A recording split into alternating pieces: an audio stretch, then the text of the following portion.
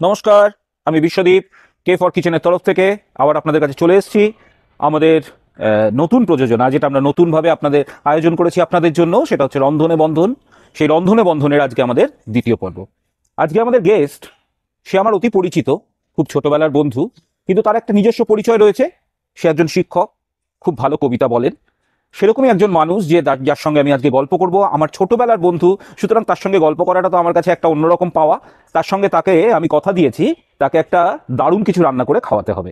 তাহলে সেই রকমই একটা রেসিপি নিয়ে তার সঙ্গেই আমরা গল্প করব আমাদের রন্ধনে বন্ধন। লিখে নিচ্ছি আমার বন্ধু, আমার খুব ছোট্টবেলার বন্ধু ঋত্বিক ঘোষ। ঋত্বিক, প্লিজ।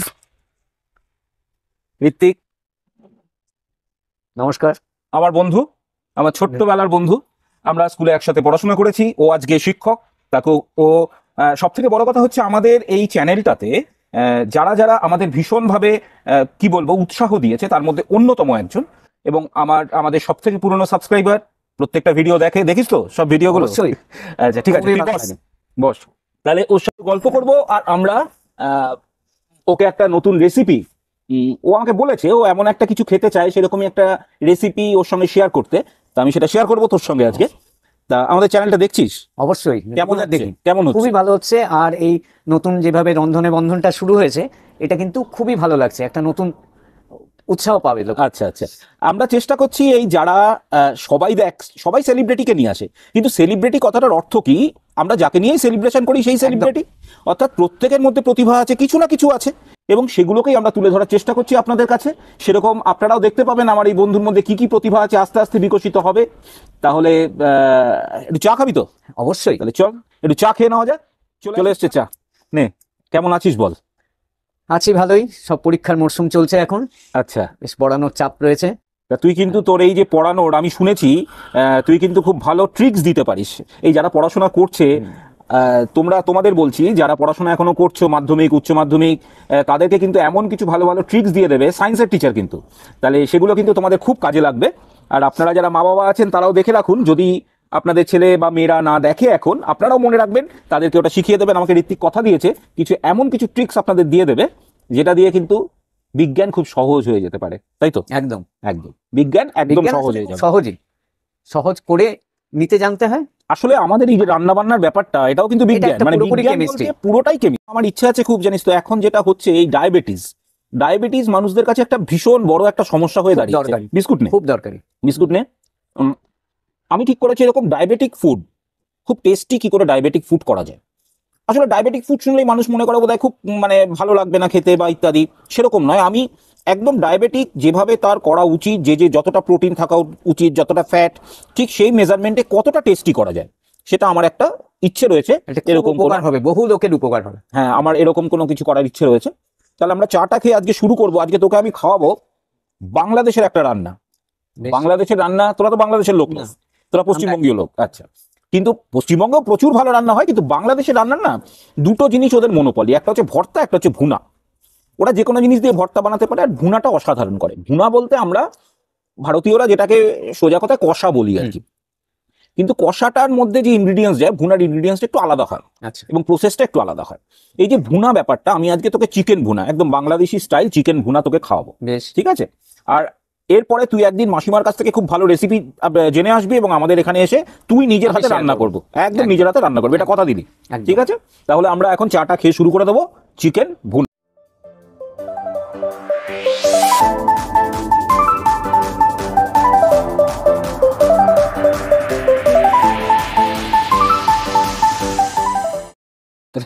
তোকে যে চিকেন ভুনা খাওয়াবো, তার চিকেন এখানে আমার 1 কেজি চিকেন আছে। আর এই চিকেনের পিসটা হচ্ছে কারি কাট পিস। এটা যে নর্মাল যেরকম কারি কাট পিস করে সেরকম পিস করে নিবি। বাড়িতে বলবি এরকম কারি কাট পিস করতে, আর ভালো করে দেখে নে। নিজে রান্না করতে পারলে ভালো, একদম। নইলে অন্তরাকে বলবি রান্না করে খাওয়াতে। মাসিমা এখন রান্না করতে পারে? হ্যাঁ পারে। তাহলে মাসিমাকেও বলতে পারিস। আর তুই অন্তরাকে হেল্প করে দিবি, পুরো রেসিপিটা ভালো করে দেখে নে। ইউটিউব দেখে নয়, তুই একদম লাইভ দেখছিস সেইভাবে গিয়ে বলবি। তাহলে আমরা প্রথমে এটা নিলাম। তা যে কোনো রান্নার জন্য আমরা মাংস, মাছ, এই ধরনের জিনিসগুলোকে আমাদের ম্যারিনেট করতে হয়। ম্যারিনেট মিন্স হচ্ছে আমরা এর মধ্যে যে মশলাগুলো দেবো সেগুলো এর মধ্যে অ্যাবজর্ব করাতে হবে। চিকেনের বেসিক্যালি কোনো টেস্ট বা সেই অর্থে কিছু নেই, সেই জন্য এটাকে অ্যাবজর্ব করাটাই মেন। চিকেনটাকে যতক্ষণ ম্যারিনেট করতে পারবো চিকেনের টেস্ট তত ভালো হবে, যে যতক্ষণ করতে পারবে। তাই ম্যারিনেট করার জন্য আমি একটুখানি এই যে প্রসেসটা আছে সেই প্রসেসটার জন্য প্রথমে তোকে একটা জিনিস করতে হবে। এটা ম্যারিনেট করার জন্য আমরা সরাসরি মশলা এখানে ব্যবহার করব না। আমরা যেটা করব, আমি এখানে একটা মিক্সিং বোল নিয়ে নিয়েছি যেটা আমি মিক্স করব। আর এখানে দেখ আমি কিছু পেঁয়াজকে রাফ কাট করে রেখেছি, মানে ডুমো ডুমো করে কেটে রাখা আর কি, দুখানা ছোট পেঁয়াজ এরকম ভাবে কেটে রেখেছি। তাই এটা আমি বলে দিয়ে দিলাম, ঠিক আছে? মিক্সিং বলে এগুলো দিয়ে দিলাম। এই 1 কিলো মাংসের জন্য কতটা পেঁয়াজ লাগছে? আপাতত ম্যারিনেট করার জন্য আমরা এখানে দুটো ছোট পেঁয়াজ ব্যবহার করলাম। তারপরে কিন্তু আমরা ওখানে আমাদের রয়েছে স্লাইস করা পেঁয়াজ রয়েছে, আচ্ছা। ওখানে তোর মোটামুটি 3টে মতো পেঁয়াজ, আমার বড় 3টে পেঁয়াজ, যদি ওজনের দিক দিয়ে ধরতে পারিস মোটামুটি 400 থেকে 450 গ্রাম দুটো মিলিয়ে পেঁয়াজ এখানে আছে। আচ্ছা, ঠিক আছে, তাহলে আমরা এখানে এটা দিয়ে দিলাম। এর মধ্যে আমরা দিয়ে দেবো কাঁচা লঙ্কা। ঠিক আছে, আমরা মোটামুটি যে যেরকম ঝাল খায়, আমি খুব বেশি ঝাল করব না, আমরাই তো খাওয়া দাওয়া, আমরা ঝাল কমই খাই। হ্যাঁ, তাই সেই ক্ষেত্রে দুটো কাঁচা লঙ্কা এখানে দিয়ে দিলাম। আর এর মধ্যে দিয়ে দেবো আমি রসুনের কোয়া করে রেখেছি, এইটা আমি গোটা 4-5 কোয়া এর মধ্যে দিয়ে দেবো। এটা যেহেতু মুরগির মাংস, খুব বেশি রসুন না ব্যবহার করলেও হয়। আদা বাটা আমার কাছে রয়েছে, আদা বাটা, এটা আমার মেজারমেন্ট রয়েছে চামচ আর কি, এটা 1/2 টিস্পুন, মানে আচ্ছা। চায়ের চামচের হাফ, তাহলে সেরকম 1/2 টিস্পুন ভরা ভরা করে আমি আদা বাটা এখানে দিয়ে দিলাম। আর এখানে দিয়ে দেবো, এখানে আমার দই রয়েছে, এই দই দিয়ে দেবো 2 চামচ। ঠিক আছে, 2 চামচ ভরা ভরা 2 চামচ দই আমি এখানে দিয়ে দিলাম। এবার কিছু মশলা এখানে মেশাবো, তার জন্য এটা আন্দাজ মতো মেশাতে হয়। আমি এখানে, এটা 1/4 টিস্পুন আছে, আমি এখানে মোটামুটি ভাবে 1/2 টিস্পুন হলুদ মিশিয়ে দিলাম। দিয়ে দিলাম কাশ্মীরি লঙ্কা 1/4 টিস্পুনের একটু বেশি। দিয়ে দেবো আন্দাজ মতো নুন, নুনটা বুঝে দিতে হবে, আন্দাজ মতো নুন দিয়ে দিতে হবে। দেবো সামান্য চিনি। চিনিটা কি করে, অ্যাকচুয়ালি চিনি যে কোনো রান্নার টেস্টটাকে বাড়ায় আর কালারটাকে, মানে যে কোনো জিনিসের কালারকে ধরে রাখতে সাহায্য করে। আচ্ছা। যেহেতু চিনিটার মধ্যে কার্বন আছে, এটা যখন পুড়ে যায় তখন কি হয়, ও নিজে একটা কালার তৈরি করে আর অন্য কালারকে নষ্ট করতে দেয় না। যার যে কালার আছে, যে কোনো সেটা বজায় সবজি হোক বা অন্য কিছু হোক, সেটাকে বজায় রাখে। তাই অল্প চিনি ব্যবহার করা, আর বাংলাদেশি রান্নায় একটু চিনি ব্যবহার হয়েই থাকে আর কি। আচ্ছা। তো এটা দিয়ে দিলাম। আর এর সঙ্গে আমরা দিয়ে দেবো একটুখানি সর্ষের তেলের জন্য এখানে আমরা মোটামুটি ভাবে চায়ের চামচের 2.5 থেকে 3 চামচ সর্ষের তেল এখানে ব্যবহার করব। তা এইখানে যেটা দিয়ে আমরা মেজার করছি, সেটাই মোটামুটি আমি ধরে নে 5 চামচ মতো সর্ষের তেল এখানে দিয়ে দেবো।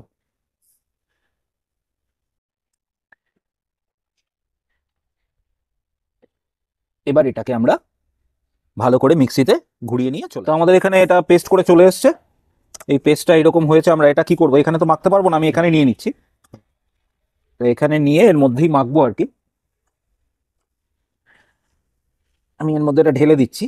চিকেন মাটন এটা কিন্তু একটা ব্যাপার আছে, হাত দিয়ে না মাখলে, আহ, তুই বিজ্ঞানের টিচার, তোকে তো এটা সে মানে আমি আলাদা করে কিছু মানে শেখানোর ব্যাপার নয়, তাও বলছি, আমাদের এই চিকেন বা মাটন যত বেশি মাখা হয়, মানে যত মাখা হয়, বিশেষ করে মাটনের ক্ষেত্রে হয়, তত সেটা ভালো রকম ভাবে অ্যাবজর্বটা ভালো হয় এবং সিদ্ধটাও তাড়াতাড়ি হয়। এবং সেটা হাত দিয়েই সরাসরি করতে হয়, তার কারণ আমাদের হাতের একটা টেম্পারেচার রয়েছে, Temperature, আমি বুঝতে যে পারছি। টেম্পারেচারটা এখানে ক্লিন তাপ, যাকে সোজা কথা, হাতের টেম্পারেচারটা এর মধ্যে ঢুকে যায়, যাতে হচ্ছে অ্যাবজর্ব করতে সুবিধা সুবিধা হয়। হয়। তাই সরাসরি হাত দিয়ে ভালো করে হাত ধুয়ে মাংসটা সরাসরি হাত দিয়ে মাখাই ভালো।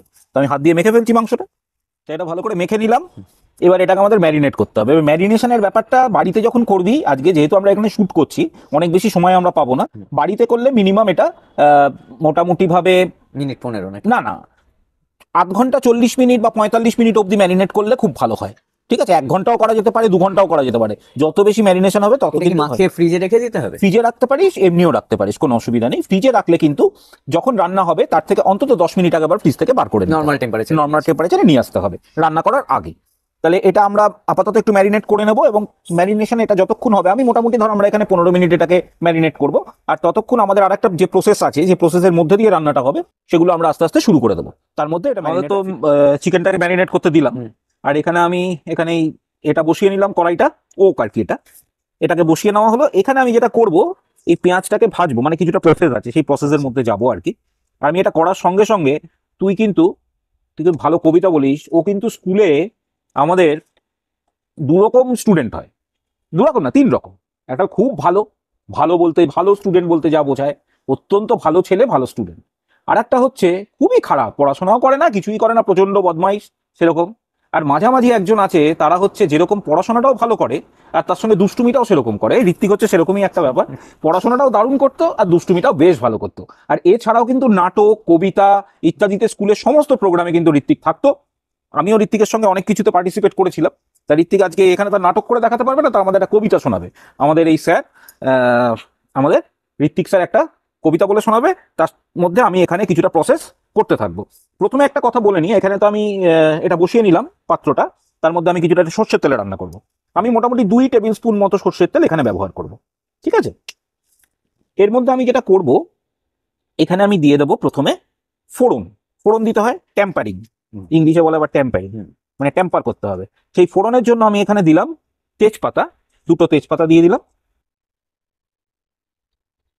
একটা শুকনো লঙ্কা, যেহেতু ঝালটা আমরা কম করব। একটা বড্ড ছোট হয়ে গেল, আমি ছোট ছোটই আরো একটা ছোট দিয়ে দিলাম। 2টো ছোট এলাচ, 2-3টে লবঙ্গ এবং ছোট একটা টুকরো দারচিনি, ঠিক আছে? এটা দিয়ে দিলাম। এর মধ্যে একটা ট্রিক্স আছে যেটাকে করা হবে, সেটা হচ্ছে এই ফোড়নের মধ্যেই আমরা দিয়ে দেবো। এখানে আমি এরকম এই 4 কোয়া মতো রসুন আছে আর কি নিয়ে, আর একটা কাঁচা লঙ্কা।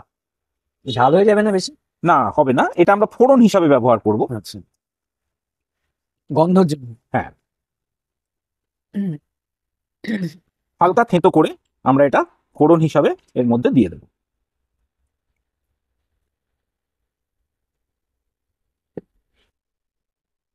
দেখ, একটু ভালো করে নাড়াচাড়া করে নিয়ে এই পেঁয়াজ এবার এখানে দিয়ে দেবো। একটুখানি পেঁয়াজ আমি হাতে রাখবো, যেটাকে আমি পরবর্তীকালে অন্যভাবে ব্যবহার করব। আচ্ছা, মানে ম্যাক্সিমামটা দিয়ে দিতে হবে? হ্যাঁ, ম্যাক্সিমামটাই দিয়ে দিলাম। এবার পেঁয়াজটাকে একটুখানি মোটামুটি ভাবে সিদ্ধ যাতে হয়ে যায়, এইভাবে পেঁয়াজটাকে একটু আমাদের নাড়াচাড়া করে ভেজে নিতে হবে। এখানে পেঁয়াজগুলো মোটামুটি এরকম ভাবে ভাজা হয়েছে। এইভাবে ভাজা হয়ে যাওয়ার পর এখানে আমরা দিয়ে দেবো আদা। আদা বাটা রয়েছে আমার কাছে, আদা বাটা মোটামুটি ভাবে 1.5 চায়ের চামচ পরিমাণ আদা বাটা এখানে আমরা মিশিয়ে দেবো, ঠিক আছে? আদা বাটাটা দিয়ে একটু আরেকটুখানি নাড়াচাড়া করতে হবে, আদার একটা কাঁচা গন্ধ থাকে সেটা যাতে না থাকে। আচ্ছা ঋত্বিক, তুই আমাদের একটা কবিতা শোনাবি বলেছিস, তাই প্রসেসটা করি, তার সঙ্গে তোর কবিতাটাও শুনি। এর মধ্যে আমি কিছু মশলা অ্যাড করব, সেটা পরপর দিতে থাকবো, তুইও দেখে নিবি, আর কবিতাটাও তোর কাছে শুনে নি। এটা 1/2 টিস্পুন রয়েছে। এই পেঁয়াজের মধ্যে প্রথমে আমি একটু চিনি মিশিয়ে দিচ্ছি, ওটাও ওইখানে মাখার সময় আমি চিনি দিয়েছিলাম, এখানেও এরকম 1/2 টিস্পুনের একটু কম চিনি মিশিয়ে দিচ্ছি। এটাও রঙের জন্য এবং টেস্টটাও একটু এনহান্স করবে সেই জন্য। তা এটা আমরা দিচ্ছি, আর এই 1/2 টিস্পুন ধরেই আমি বাকি মশলাগুলো দেবো, তুই দেখে নিতে পারবি। তাহলে শুরু কর, কি কি কি কবিতা শোনাবি আজকে আমাদের? আসলে ফেব্রুয়ারি মাসটা তো আমরা ভাষা শহীদদের স্মরণে 21শে ফেব্রুয়ারিতে পালন করি। তাদের স্মরণেই একটা কবিতা আবৃত্তি করব। এটা কবি ভবানী প্রসাদ মজুমদারের। উনি সদ্য প্রয়াত হয়েছেন, প্রায় 20,000-এর মতো ছড়া ওনার আছে। তার মধ্যে থেকে একটা ছড়া বেছে নিয়ে আজকের বাংলা ভাষার যে অবস্থা, সেই অবস্থাটা উনি বর্ণনা করেছেন। আমি কবিতার মাধ্যমে একটু বলার চেষ্টা করব। বলি? হ্যাঁ, শুরু কর। ছেলে আমার খুব সিরিয়াস, কথায় কথায় হাসে না। জানেন দাদা, আমার ছেলের বাংলাটা ঠিক আসে না। ইংলিশেও রাইমস বলে, ডিবেট করে, পড়াও চলে। আমার ছেলে খুব পজিটিভ, অধিক স্বপ্নে ভাসে না। জানেন দাদা, আমার ছেলের বাংলাটা ঠিক আসে না। ইংলিশ ওর গুলে খাওয়া, ওটাই ফার্স্ট ল্যাঙ্গুয়েজ।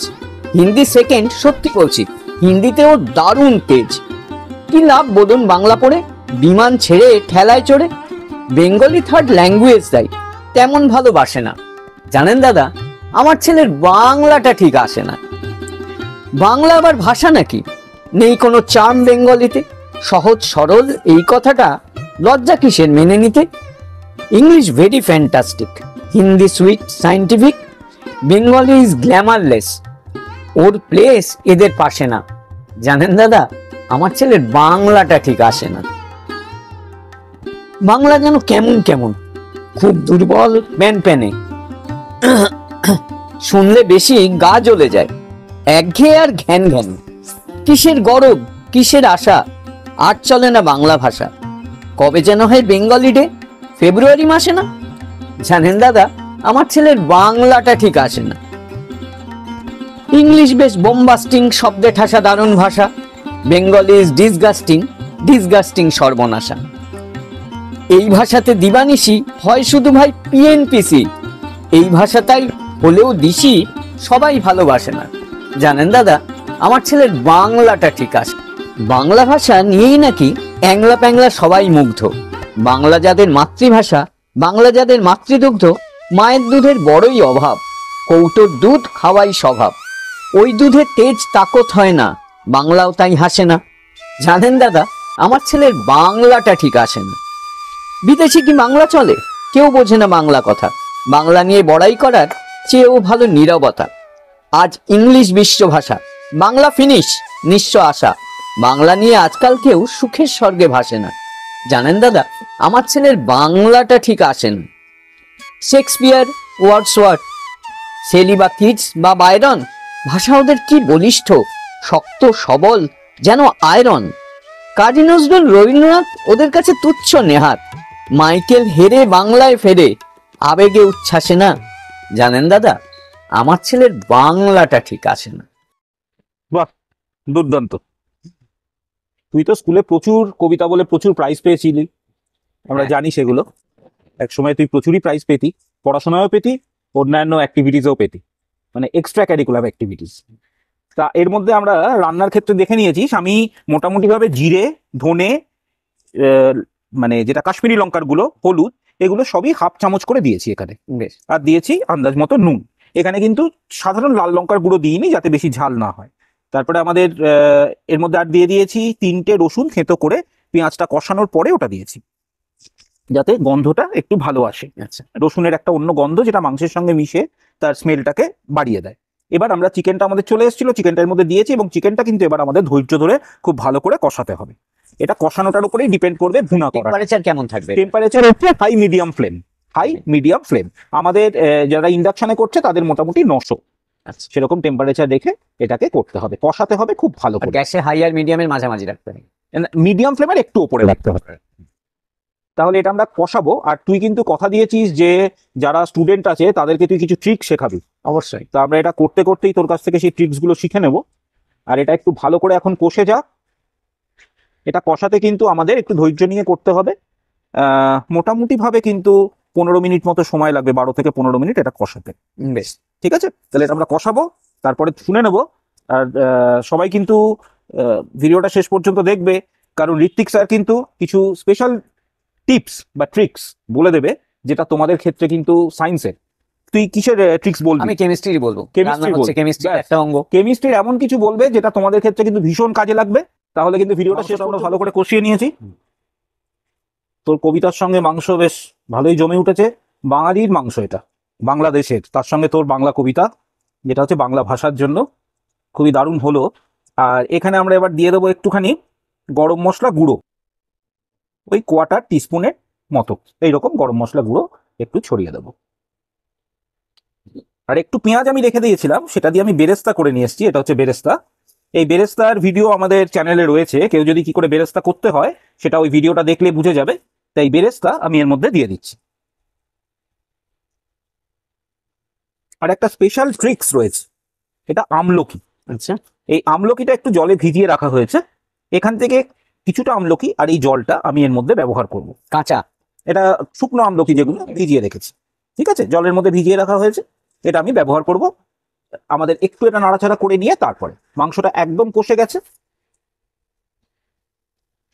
খুব সুন্দর গন্ধও বেরিয়েছে।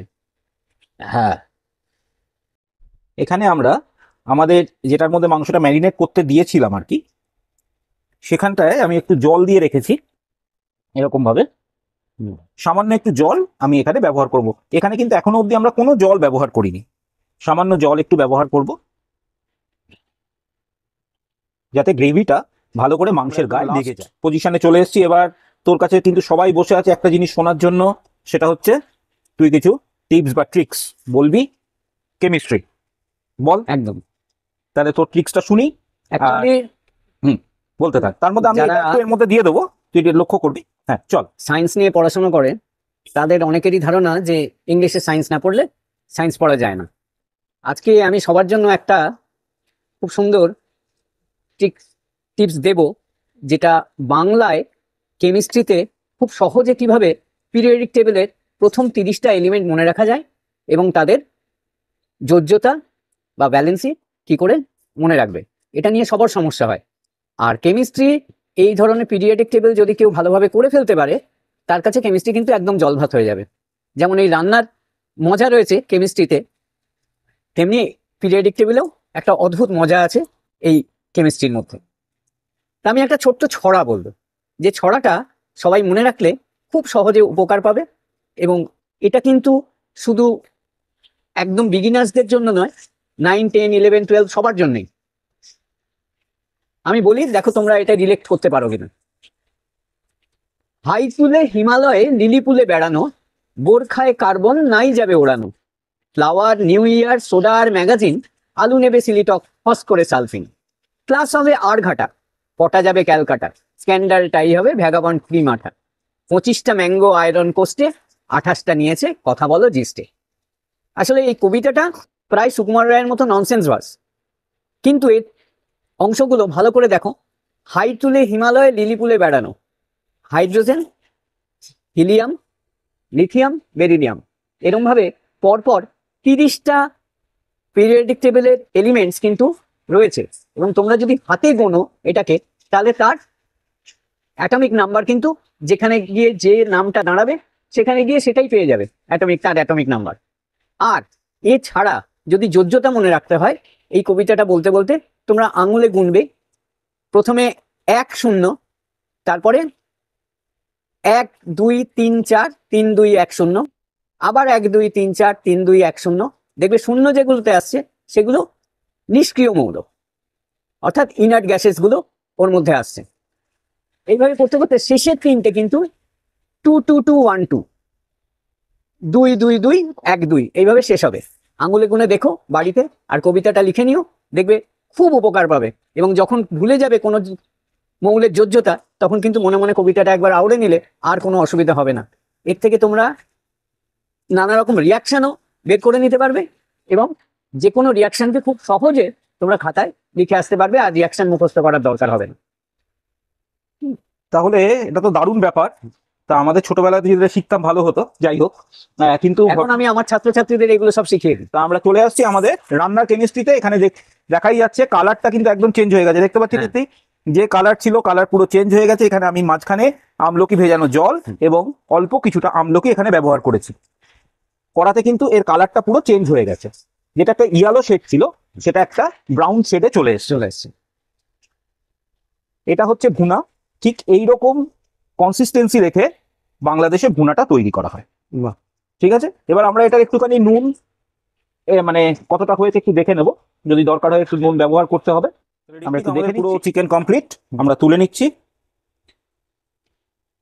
দারুণ রং আর গন্ধ দুটোই মম করছে। এটা বেসিক্যালি গ্রেভি হয় না, মানে ঝোল হয় না, পুরোই মাখা মাখা গ্রেভি হয় আর কি। তাহলে আমাদের রেডি হয়ে গেল একদম বাংলাদেশি স্টাইল চিকেন ভুনা। আর তুই একটু টেস্ট করবি, টেস্ট করে বলবি কেমন হয়েছে। আচ্ছা, আমরা আগ্রহে অপেক্ষা করছি কি রেজাল্ট আসে।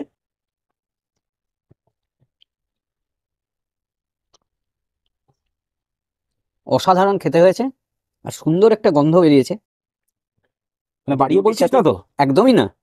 হ্যাঁ, মানে বাড়িয়ে বলিস না, শুধু রুমালি রুটি হলেই ব্যাস কাজ শেষ হয়ে যাবে। বললো ভালো হয়েছে, নিশ্চয়ই ভালো হয়েছে, আপনারা অবশ্যই ট্রাই করবেন। অসাধারণ। আর চ্যানেলটাকে সাবস্ক্রাইব তো করবেন, একটু বলে দে আমাদের ভিডিওগুলোকে লাইক করতে। অবশ্যই লাইক আর সাবস্ক্রাইব করবেন, কারণ এত সুন্দর রান্না কোনো চ্যানেলেই আজ পর্যন্ত দেখিনি।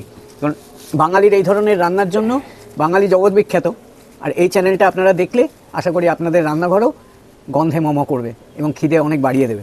আচ্ছা, ঠিক আছে। আর আপনাদের বন্ধু বান্ধব আত্মীয় স্বজন সবার মধ্যে আপনারা শেয়ার করে দেবেন। আর আমাদের এখানে এই রন্ধনে বন্ধনে যদি আপনারা আসতে চান, আমাদের কমেন্ট বক্সে লিখে জানাবেন।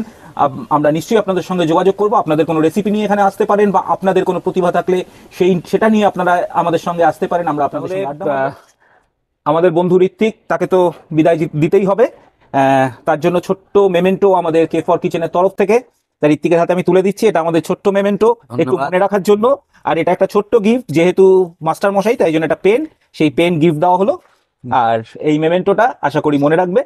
আপনারা খুব ভালো থাকবেন, খুব তাড়াতাড়ি ফিরে আসবো নতুন আরেকটা ভিডিও নিয়ে, আরো নতুন এরকম অনেক গেস্টকে নিয়ে, যারা আপনাদের সঙ্গে শেয়ার করবে তাদের বিভিন্ন রকম অ্যাক্টিভিটিস বা প্রতিভা। তাহলে আজকের মতো বাই। নমস্কার।